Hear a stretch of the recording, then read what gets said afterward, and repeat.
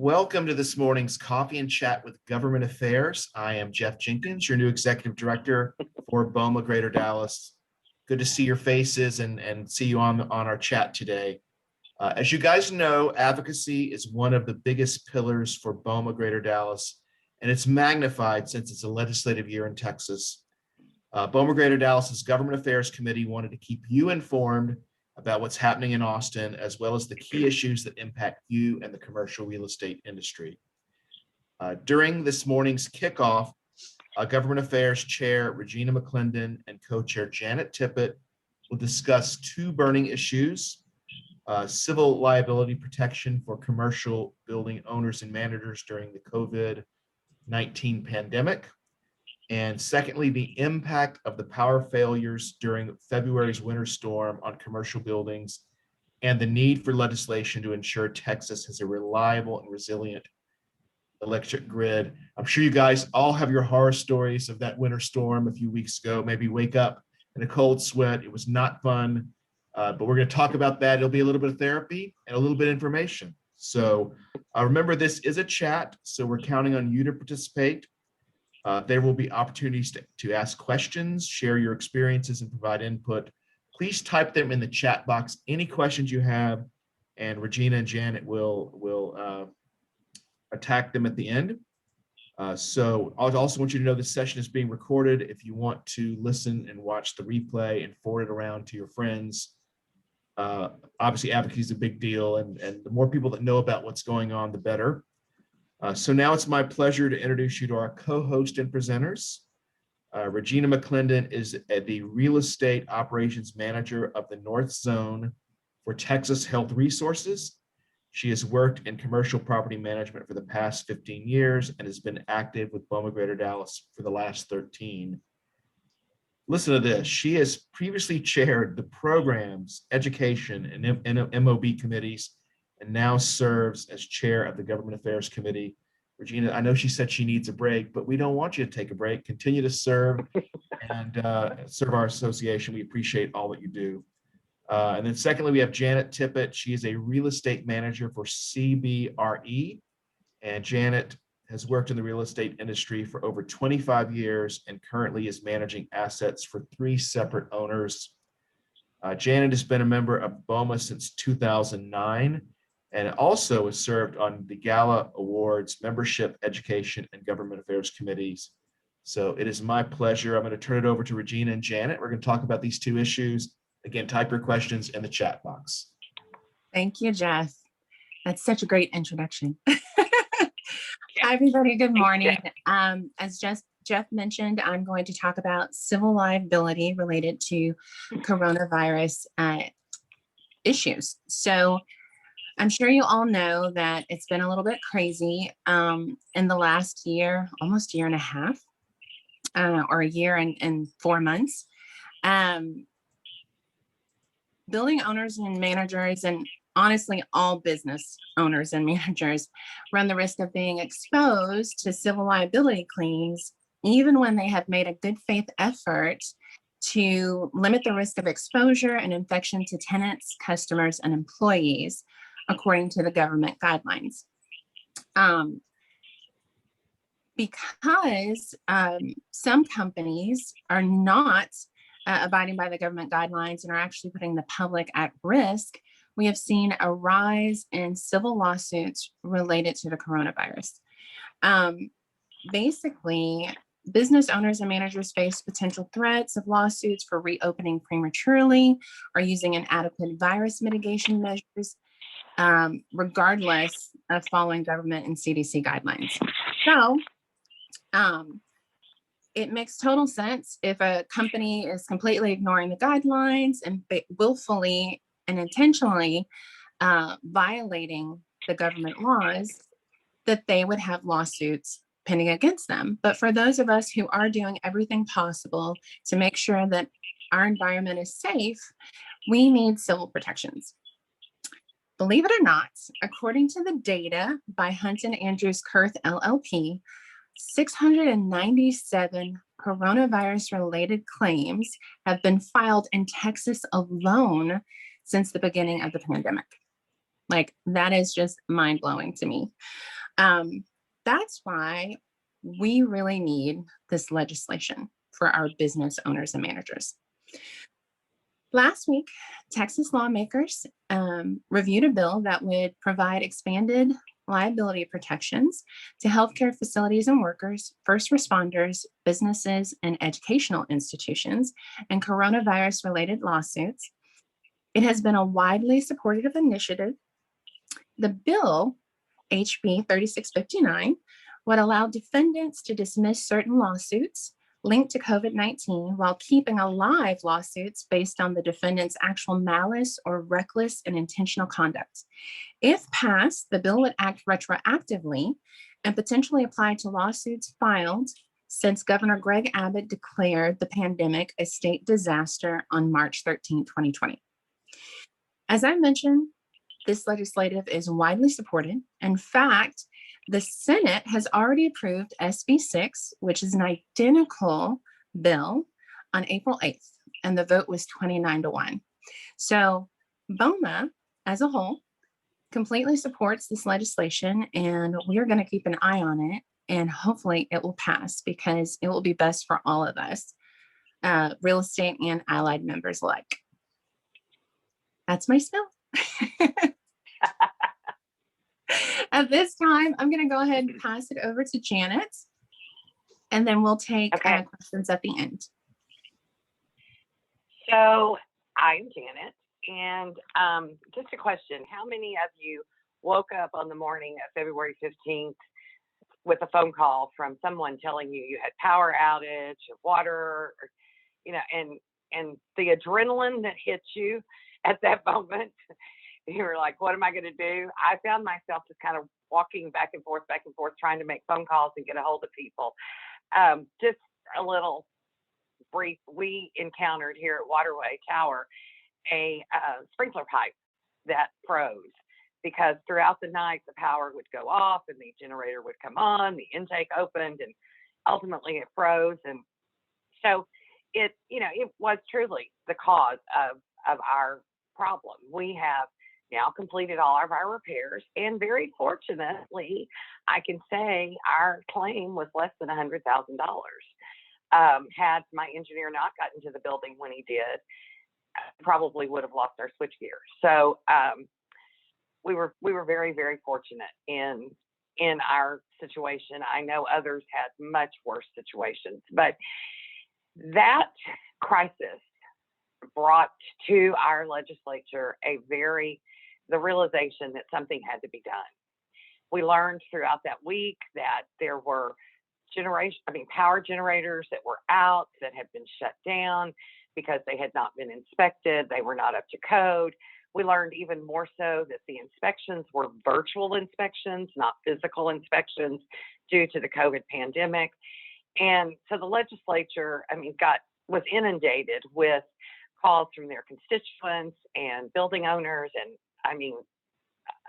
a myriad of groups calling them and letting them know how upset they were about this situation.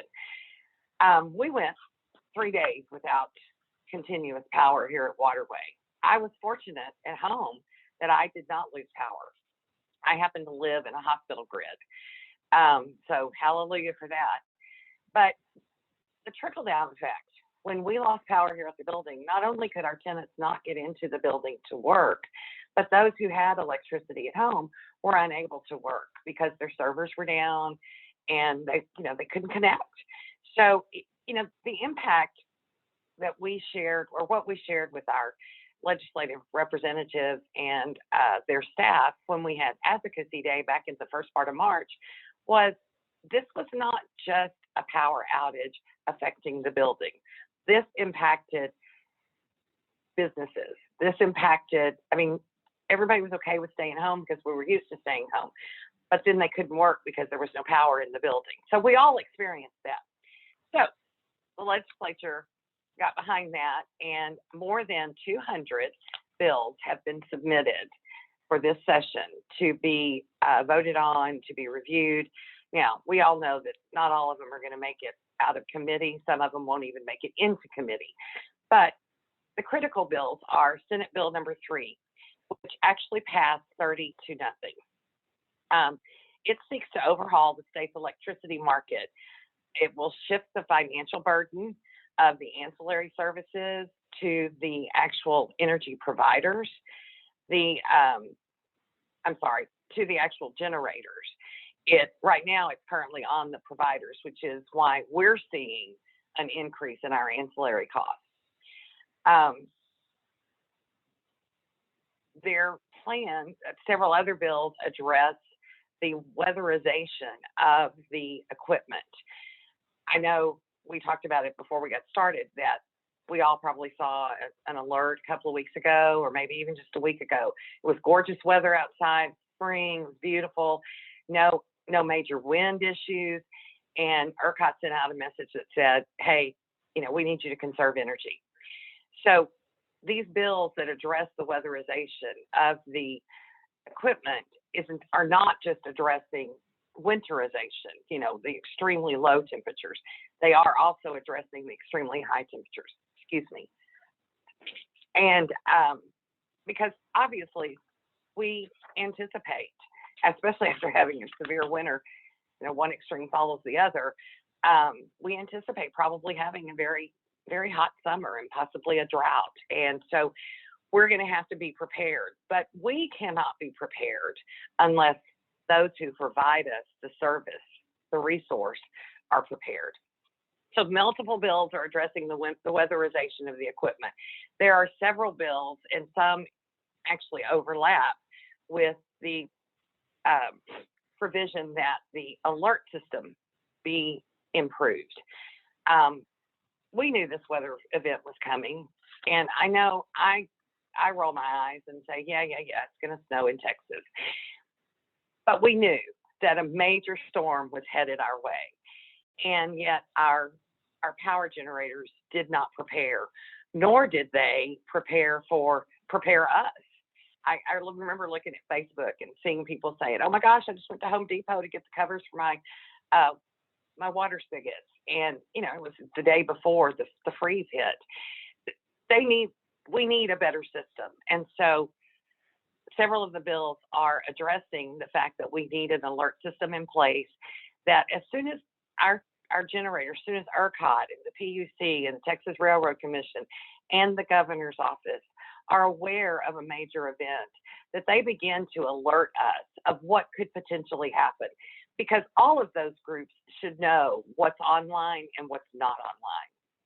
Additionally, there are bills in place to address the renewable energy. Some people feel like if we'd had all windmills, or if we have all windmills, we're obviously being more environmentally, what is the word I'm looking for? Environmentally friendly. But that necessarily wouldn't have worked because the windmills froze. This goes back to weatherizing our equipment. They are allotting a certain amount of money. I believe I saw a dollar amount of $800 million to address the weatherization of this equipment. And these bills would require them to have this done within 6 months. Can't talk. So there's a lot of issues, or a lot of items that our legislature realizes is a huge problem that needs to be resolved.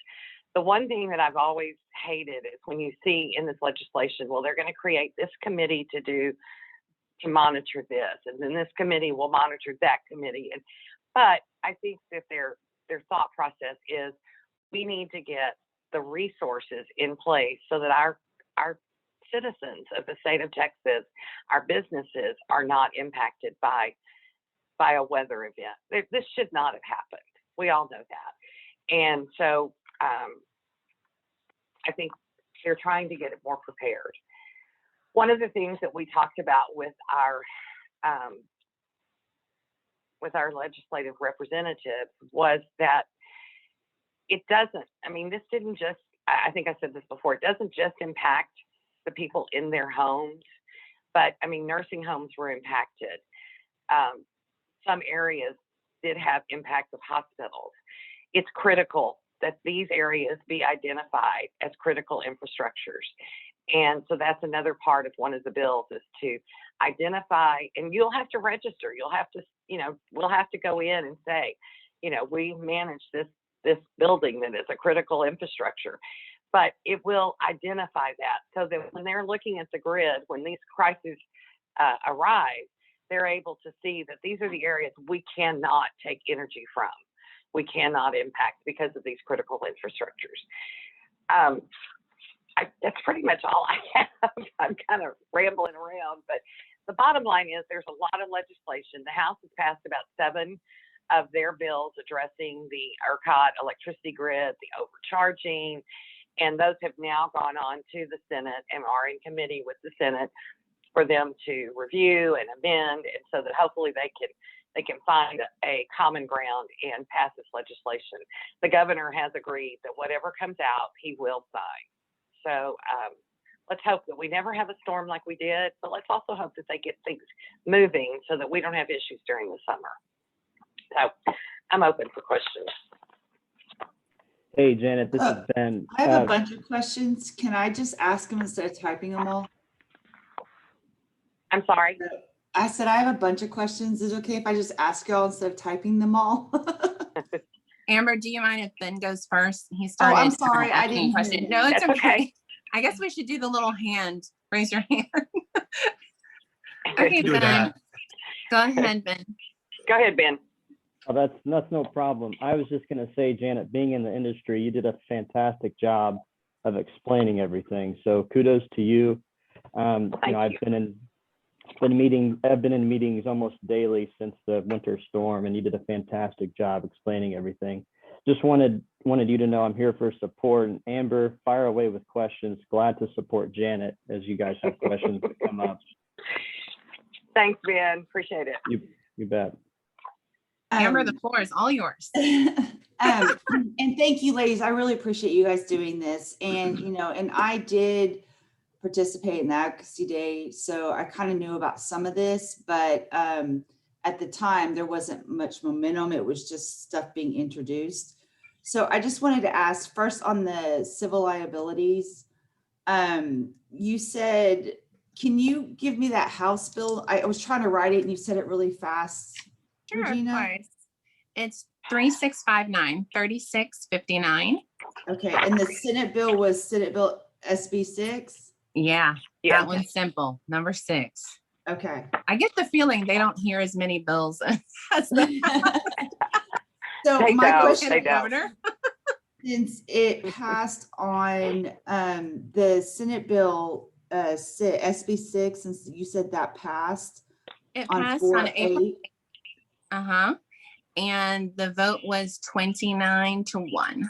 Okay, so is that going before the governor then? And then is that one the one that we're really trying to push that will, like you had mentioned, dismiss a lot of the fraudulent and focus more on the cases? Is that the one? So both of the bills are basically identical. Okay. What happens is a representative presented a bill to the House, a senator presented the bill to the Senate, and once one chamber approves it, it has to go to the other chamber for review and approval. So even though it's already passed in the Senate, it now has to go to the House of Representatives. And I know it sounds like, honestly, it's redundant because both bills basically say the same. But everybody wants to introduce a bill, right? So once the Senate one will actually go over to the House of Representatives, it'll go to a committee on the House of Representatives. They will review it, and then it's up to them to recommend it for introduction to the House of Representatives for the vote. Once they approve it, it will then go to the governor, and he can either veto or he can sign it. Or if he doesn't sign it within 20 days, it automatically becomes law. Okay, and is that the one that you said dismisses the fraudulent claims and focuses mostly on the ones that were due to neglect and malice? They both do. Okay, they both do. Okay, that's Yeah. why I was just trying to. I had like question marks because I was trying to take notes when you were talking.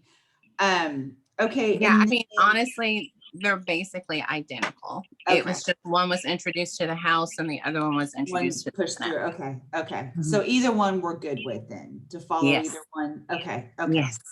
Okay. And then, I think you might have answered the question, Janet, but were there any in the Texas winter stuff? Was there anything to address ERCOT and their roles and overhauling their policies and procedures? Is there something addressing that in there? Yes, and I do apologize. That was one of the notes that I had. Multiple bills address the ERCOT membership, the board, the members of the board. It will now require them to be citizens of Texas, to live in Texas, no out-of-state thing. I remember hearing early on that the CEO actually resided in Pennsylvania, I think, and I thought, what the? Well, we all know what I probably thought, but you probably thought the same thing. What the? So, I mean, how is he managing our system? So, yes, there are multiple bills in there that I don't know what. I'm sure the Senate has equal amount of concerns, but most of those are coming out of the House and will be combined and sent over to the Senate for their review and approval. But not only are they considering revision of the ERCOT board, but there is some oversight that they want to put in place for the ERCOT board, also for the PUC, the Public Utility Commission, and for the Texas Railroad Commission. And some of these bills are actually requiring all three groups or four groups to work together, not to just be out there on their own telling one group what you need to do. It's the working together and keeping that communication open and keeping the communication open to the governor's office. So, yes. So the SB3, is that the one we should follow then? Is that the one we feel like is the strongest, has the most momentum? It's out of the Senate, yes. Yeah. Okay. Is there one in the House that we should follow too? Well, there's several in the House, like bills 10, 11, 12, 17, 14. Those have all passed the House. 16. Okay. They've all passed the House and gone over to the Senate.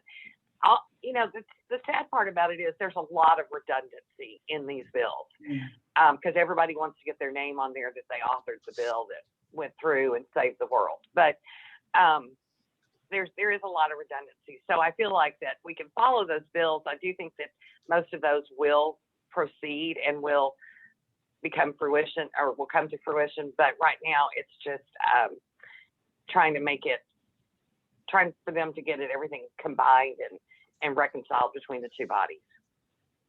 I'm almost done. I'm sorry, y'all. I'm monopolizing. Okay. I'm so sorry.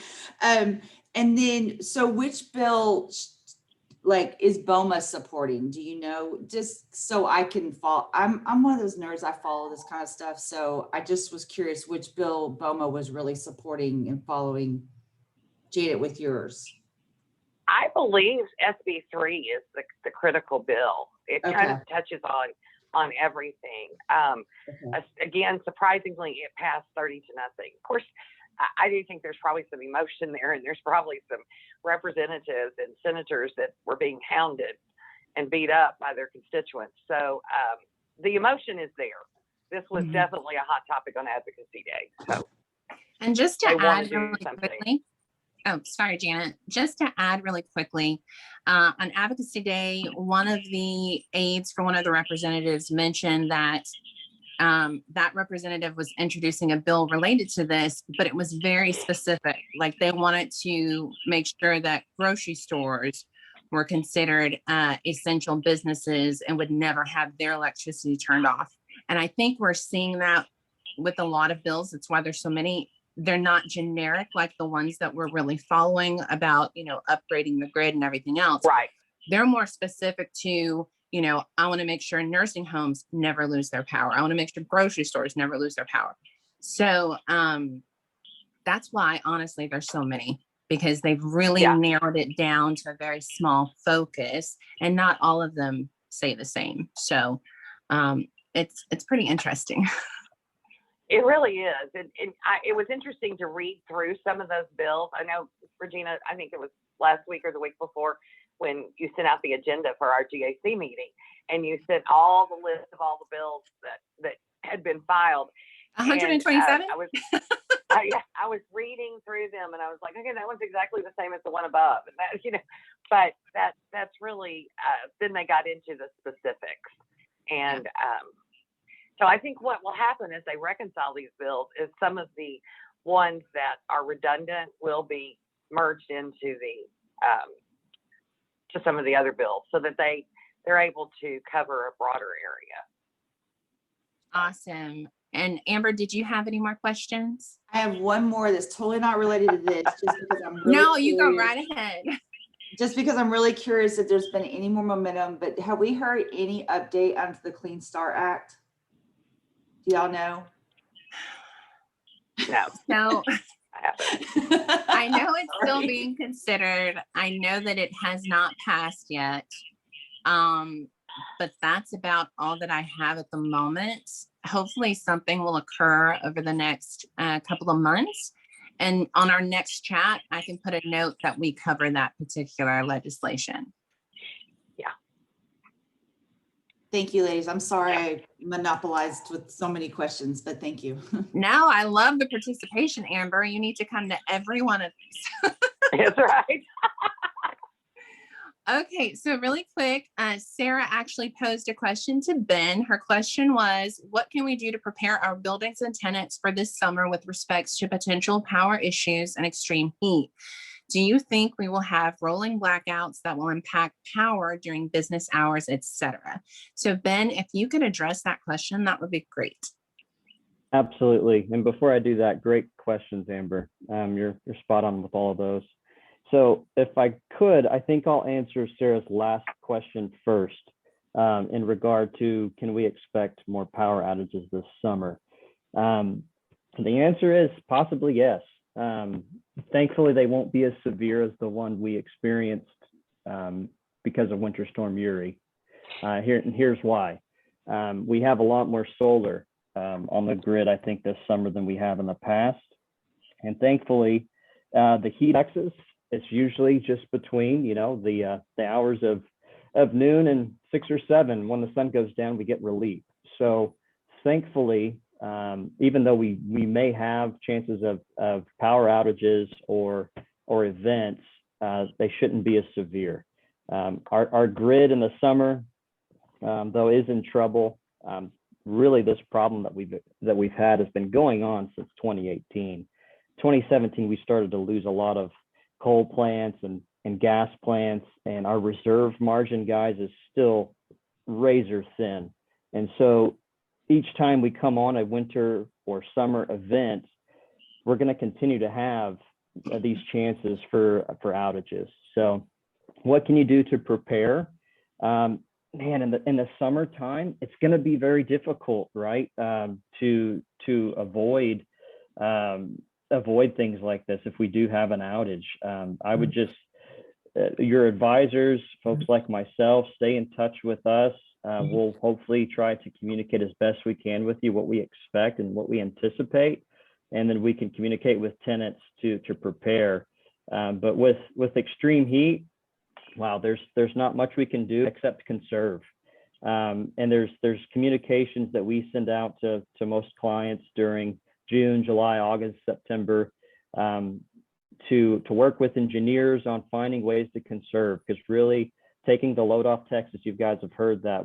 If we pull together, try to conserve and curtail power, sometimes that will prevent outages that we see, especially, guys, if we don't have wind in Texas, especially in the summer. Man, that poses problems for us. So really, it's a matter of working together to curtail, to conserve whenever we see events that could take place, and that's really at this point what we can do in the summertime. So hopefully that helps a little bit, Sarah. So Ben, I have a question on top of that. Actually, I have a two-part question. The first one is, I know that they've said that there's at least 3 generation plants that are offline. and they're Correct. not sure they're going to bring them online for the summer. Have you heard anything differently? No, there's a lot of things up in the air right now. And going back to, I think Janet touched on this briefly. Last week we had a little scarcity event, and that was due to we had plants down for maintenance, and that's not really uncommon. And honestly, I think everybody was a bit skittish after the winter storm, and that's why you saw an alert come out. But again, if we continue to lose generation, like you just mentioned, if we continue to have these plant owners not bringing their assets online because they're not making any money, that's the problem here. There's not much incentive other than that price cap that some folks felt, unfortunately, on the consumer side. There's not a lot of incentive for some of these guys to run their assets unless there's a scarcity event. That plays into the issues that we're bumping up against when we have more demand than supply. So it's a very testing time for our grid right now, and there's a lot coming. There's a lot of pressure for more wind, more solar, but the problem is it's not as reliable as our natural gas or dirty coal or even the nuclear plants that we have. So it's going to be interesting. Dirty coal. Yes, we're trying to get rid of that dirty coal. Everybody wants it gone, but as we start to lose some of those fossil fuel generated plants, we're really running into issues with reliability. So solar and wind were supposed to be the answer. They were supposed to work great here in Texas, but we're still running into the same problems our friends in California have faced in the past. So battery storage hopefully will help us, Regina, if we start to lose more of these other plants that you're talking about. Hopefully we can have technology like that gets us through the issues. But I'll tell you this, you guys are experiencing it too. Our population is booming. There's more buildings being built, more companies coming to our state. So we're trying to keep pace with the needs that our grid has. But so far we're still running into these issues. So hopefully we can get together, figure out what's needed. I'm sure you've heard of this, but this whole talk of microgrids is really coming on strong now, especially after what we experienced with Winter Storm Uri. Backup generation has been a huge topic now, and figuring out, hey, what can we do on site? What can we do on site to protect ourselves, to protect our tenants, to protect our assets from damage, from issues like that? So those type of conversations will be coming to the forefront, Regina, especially if we start losing some of these major generation plants. Okay. And then my second question, I mean, I know we've been dealing with rolling blackouts for decades. And it used to be voluntary. And at one point they had a program where a building could sign up to reduce their energy in exchange for like a refund or payment. Do those programs still exist? They do, yeah. It's called demand response. And there's several different programs in Texas. Some that are specific with Encore, the local utility provider, and then others that are affiliated with ERCOT. And yes, it's a way, it's another revenue stream really for owners, whether it's usually common in manufacturing or places where time of use you have control over. Very hard fit for real estate customers because we want the tenants to be happy, right? And it's very hard to ask them to sit in 75, 76 degree office building when you guys are at least to provide 72 degrees or whatever it is. So it's a little bit hard for us to fit that into the real estate market, but yes, there are programs like that available. If you don't mind, I would love to get some information about those programs and maybe push that out to the membership. Just as a resource. Sure. That would be awesome. Sure. Yeah, we can provide that to you, most definitely. Thank you. Thanks for being our special guest, Ben. No kidding. No kidding. You bet. So Regina Kathleen just sent a question out. I see. Let's see. Kathleen says she read an article about a month ago talking about ERCOT overcharging customers by continuing to charge the highest possible pricing for emergency energy services for days longer than necessary. It had been mentioned that the PUC would have to have the option to eliminate some of the charges, but does anyone know if there has been an update on this? So I can speak to that a little bit. And, you know, Janet touched on this. Senate Bill 3 is our best chance, I think. It's going to have to be something from the state, Kathleen, that allows pricing relief for consumers. There was a study done, Kathleen is referring to, that an unbiased study done showed that our grid basically shouldn't have been in the emergency level that it was past Thursday at noon. We should have returned to normal, a normal stable state, if you will. And that would have eliminated the price cap, which in ERCOT is $9 a kilowatt hour. So what the market's designed to do in scarcity events like that, it's designed to the wholesale prices are designed to spike to incentivize generators to come on so that we have enough demand on the grid to meet the supply, and then things settle and the prices go back to normal. Well, they pegged that price cap for hours longer than they should have based on the results of this study. And so what a lot of folks are lobbying for is, hey, we need to roll that back. We need to roll that back to normal price levels and give pricing relief to consumers. Now, very hard to unscramble what happened and repay suppliers, take money away from generators. I mean, it's a mess, guys. Financially, it's just a mess. Hopefully though, from the consumer side, consumers will get relief, because there were several consumers that weren't educated properly, weren't advised properly, and were stuck on these index products, and they didn't realize probably that they had this huge risk, and received a bill probably, you know, I've seen bills 1,000 times higher than they should be, right? Than they normally would be. So hopefully the state can find a way to get some relief to consumers, and hopefully none of you on this call received any bills that were 1,000 times more than they should have been. Well, I will say I received a correspondence from Bill Mobius a couple of weeks ago. In one of his buildings, the ancillary fees were $21,000. Right. Yeah. Was not expecting that. Right. So those ancillary services and then line losses, sometimes you can fix those. Sometimes folks decide to just leave them unhedged and roll with them, and they're month to month. That's in addition to an energy charge, right? So I think mostly everybody got hit with higher ancillary charges. I think most experts would say, if any, we as consumers will get relief on the ancillary services side, but maybe not the energy charge side. And that's really getting into the weeds, but that's our best hope there. Okay. Well, and Ben, I think it's House Bill 11 that kind of works with Senate Bill 3 that actually addresses, you know, banning the wholesale index electricity products, so that we won't get into that again. Right, they will be banned for residential customers, absolutely. Right. On the commercial and industrial side, I don't think we'll see that happen.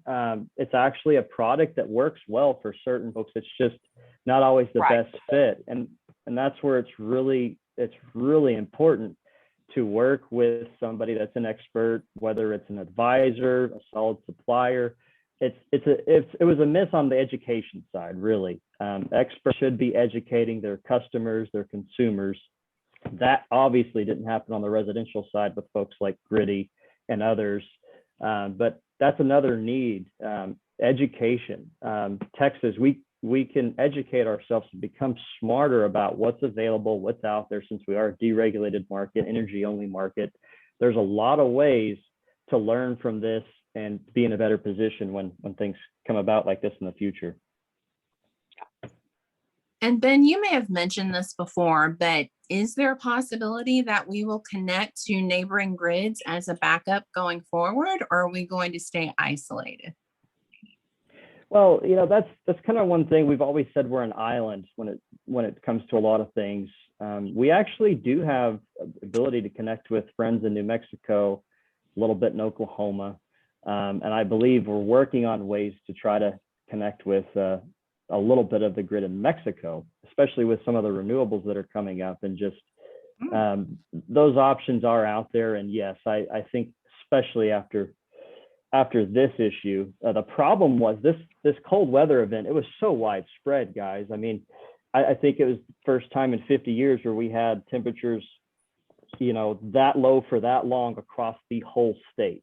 And it's usually just maybe North Texas, West Texas that get the extreme cold, and our friends in Houston and in South Texas are usually, above freezing. And sometimes we were able to borrow from the energy that they're producing. They're able to ship it up to this area, our zone.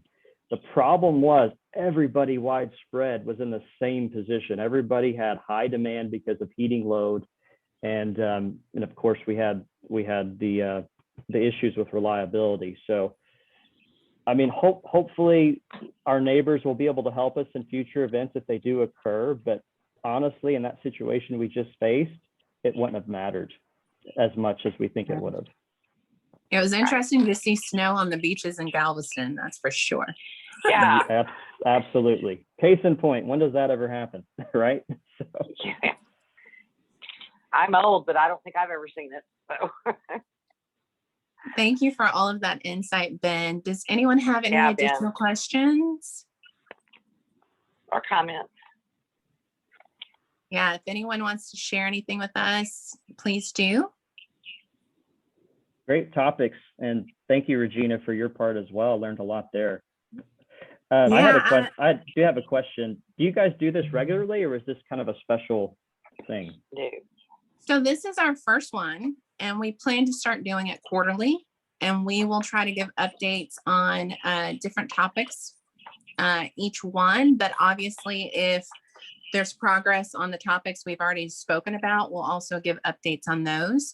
The next one, Jeff, you said we might want to do it in June or July, right? I think we probably should do like an end of session wrap to kind of bring our members up to speed on where things settled. So probably June or July would be a good idea.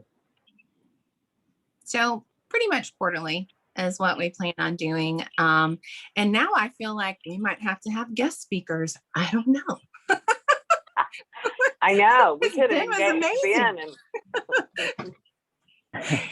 So well, it's transforming. If you guys have feedback, if you have suggestions, we're completely open to that. And we just want to make sure that the BOMA membership knows what's going on and hopefully gets a little more involved with government affairs, because it's like the primary purpose of our organization to fight for legislation that supports our members and betters their business. So bring it. We're excited. Absolutely. Talk it up, because, we're not out here doing this by ourselves. We do have a lobbying firm that works for us in the state of Texas, but it keeps us very informed and keeps our issues in front of our legislatures. But we want to hear from everybody. We want people to participate. And I think Regina, one of your,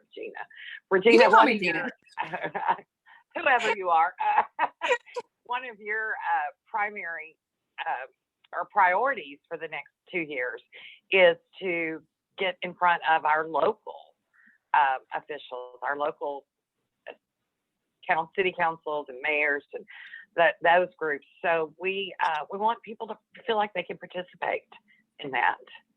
So talk it up, folks. And we have a suggestion from Amber. Maybe next topic could be about Texas being a 2A sanctuary state. Will that affect us as PMs? And will there be a battle between federal versus state legislation? What about buildings with federal agencies? Oh, there's something that came up recently about buildings with federal agencies. Maybe we will touch on that next time. Or will federal override state? Just an idea. Okay. So also just to warn you guys, I'm kind of getting the other members of the committee involved in this. So you may not see me or Janet next time. I'm hoping Courtney, I know you're still on the call. She's already Yep. volunteered to assist with the next one. And then I need to, I guess I need to recruit somebody else or volunteer somebody else. But yeah, so we don't want you guys to get bored with us. We will make sure that other people are involved in giving these updates as well. Came in late, Regina. Did y'all touch on the constitutional carry yet? We have No. not, and I almost mentioned that, but you know what? They're saying it's not going to pass. Yeah. I know originally, like everybody's like, oh, it's going to pass and people can carry without a license. But now all of a sudden it has completely changed. So Yeah, they don't have we enough do not votes. anticipate that passing at all. The House passed it, the Senate's got to take it up, and that's going to be curious if they don't pass it, because they were pushing it for the last few terms. So Yeah, Well, but all yeah, of the articles I've read in the last couple of days said they've had like a complete 180 on this subject. yeah, so it's going to be Yeah, curious. Also, I read. Go ahead. I'm sorry, Charles. Go ahead. No, go ahead. Amber was asking if there's going to be a conflict between state and federal. There, on the weapons side, there will be, because right now the state of Texas is putting legislation through that says they will not enforce federal gun laws, any new gun laws. So it's going to be interesting to see how everything plays out. And at one point, they were even talking about making it to where if you try to enforce the new, more restrictive gun laws from the feds in the state, you could be subject to arrest. So, I mean, it's going to get really interesting to see how things play out the next few years. Okay. It really will. Especially- It really will. And I think I read Dan Patrick does not have enough votes in the Senate. Now, he's still got time to promise people things. But, Right. I mean, I know I'm jaded. I think they all need to be swept out and get new people, but whatever. I think they can accept PAC donations up until June 20th. Is that right, Charles? No, I can't remember the deadline date. I'd have to double check that. Yeah, I think it's June 20th. So I think you're no right. comment. And just something to mention to everybody, we can probably anticipate a special session because of the redistricting and redrawing the line. So another thing to keep your eye on and your ears glued to the ground so that you can hear what happens there, because that will have a huge impact. Texas is anticipated to pick up a couple of seats, I think, based on our population. So Yeah. Awesome. I'm good. Does anyone else have any questions or comments?